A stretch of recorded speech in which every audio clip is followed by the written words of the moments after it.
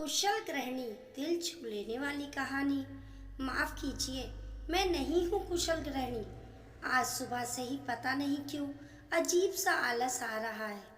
सुबह 6:30 बजे का अलार्म बजा, पर आज तो बेटे की छुट्टी है, पति की भी छुट्टी है, तो अलार्म बंद करके फिर सो गई। अभी 10 मिनट ही हुए कि मम्मी का फोन आ गया। मेरी अलसाई आवाज सुनकर बोली, अब तक सो रही हो? मैंने कहा आज छुट्टी है, तो क्या सोती ही रहोगी? सब उठे, उससे पहले काम निपटा लो, दोपहर में सो जाना। देर तक सोना अच्छी गृहिणी के लक्षण नहीं है। इतनी डांट खाकर नींद ही उड़ गई। उठ के पहले चाय बनाकर बालकनी में बैठ गई। उगते सूरज की लालिमा से सरोवर, आकाश और करलब करते पक्षियों को रोज की भागदौड़ में देख ही नहीं पाते। फिर उठकर झाड़ू लगाकर डस्टबिन बाहर रखने गई तो पड़ोसन की सास बोली, आज बड़ी देर कर दी बासी झाड़ू लगाने में। मैंने कहा, जी वो चाय पीने बैठ गई तो देर हो गई। हाय राम, बासी घर में चाय पी ली तुमने? अरे बेटी, बासी झाड़ू लगाकर रसोई शुरू किया करना चाहिए, तभी बरकत होती है। यही कुशल गृहिणी का लक्षण है। अब आंटी से तो क्या कहती, चुपचाप अंदर आ गई। बाकी काम निपटाया, नहाने जा ही रही थी कि छोटी बेटी जाग गई। उसका दूध गर्म किया, दलिया चढ़ाया। पति उठ गए तो उनकी चाय बनाई। इसी बीच नाश्ते की तैयारी की। बड़े बेटे ने दूध गिरा दिया तो साफ किया। फिर सोचा नाश्ता बना ही दूं। उस समय बड़ी ननद का फोन आ गया। बातें करते हुए नाश्ता बनाती जा रही थी तो और देर हो गई। लगभग 11 बज गए, पर नहाने का मुहूर्त नहीं आया। छुट्टी के दिन फोन भी परेशान कर देते हैं, लेकिन उसी दिन ही तो सबके पास थोड़ा टाइम होता है बात करने का। मोबाइल फिर बजा। सासू जी का वीडियो कॉल था। बच्चों को देखकर बातें करने का मौका भी तो इसी दिन मिलता है।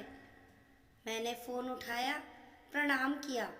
आशीर्वाद के बाद बम विस्फोट हुआ। ये क्या, अभी तक नाइटी में घूम रही हो? देर तक सोते रहो, देर से नहाओ, ये लक्षण मुझे बिल्कुल पसंद नहीं है तुम्हारे।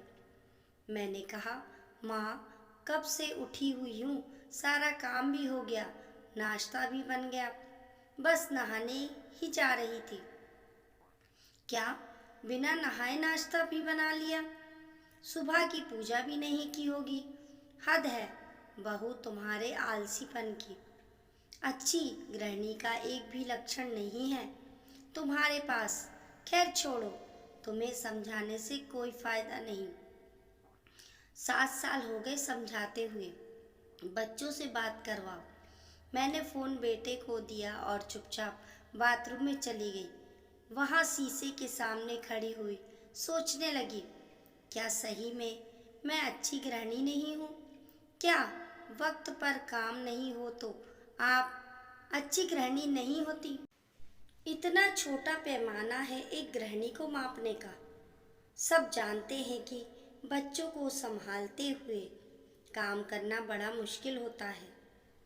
इसलिए तो मैंने पूजा का कोई समय नहीं बांधा। जब भी फ्री होती हूँ कर लेती हूँ। आखिर भगवान को भी पता है मेरी व्यस्तता का वो बुरा नहीं मानते। मैं बच्चों को रुलाकर काम नहीं कर सकती। मेरे लिए झाड़ू लगाने से ज़्यादा ज़रूरी मेरे पति और बच्चों का नाश्ता बनाना है।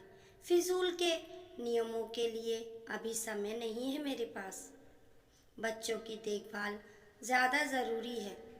एक बार कुशल माँ तो बन जाऊं, बच्चे संभल जाएं, तब बन जाएंगे कुशल गृहिणी। मन खराब हो गया था, लेकिन छुट्टी खराब नहीं करनी थी। सो सारा तनाव फलश करके बाहर निकली। सबको खमंड बहुत पसंद आया। उसके बाद मेरे हाथों का पाइनएप्पल श्रीखंड खाकर पति ने कहा, वाकई तुम कमाल हो। बड़े जादुई शब्द थे वो। पति संतुष्ट हैं, बच्चे खुश हैं, मैं भी बहुत खुश हूँ। तो हुई ना मैं भी कुशल गृहिणी। तो क्या हुआ जो आज देर तक सोई? तो क्या हुआ जो झाड़ू देर से लगाया? तो क्या हुआ जो बिना नहाए खाना बना दिया? तो क्या हुआ जो पूजा में देर हो गई? तो क्या हुआ जो कपड़ों को तह नहीं लगाई?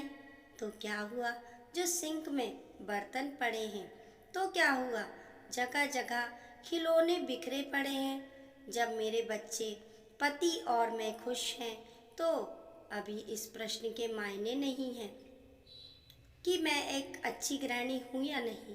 सिर्फ समय से उठना, टाइम टेबल से काम का हिसाब करना और बस रोबोट की तरह चलते रहना, क्या यही पैमाना है एक माँ या गृहिणी को आंकने का?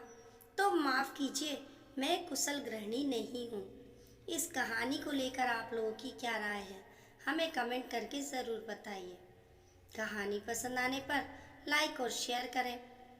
ऐसी ही अच्छी अच्छी कहानियों के लिए चैनल को सब्सक्राइब करना ना भूलें। मिलते हैं फिर एक नई कहानी के साथ। तब तक के लिए नमस्कार।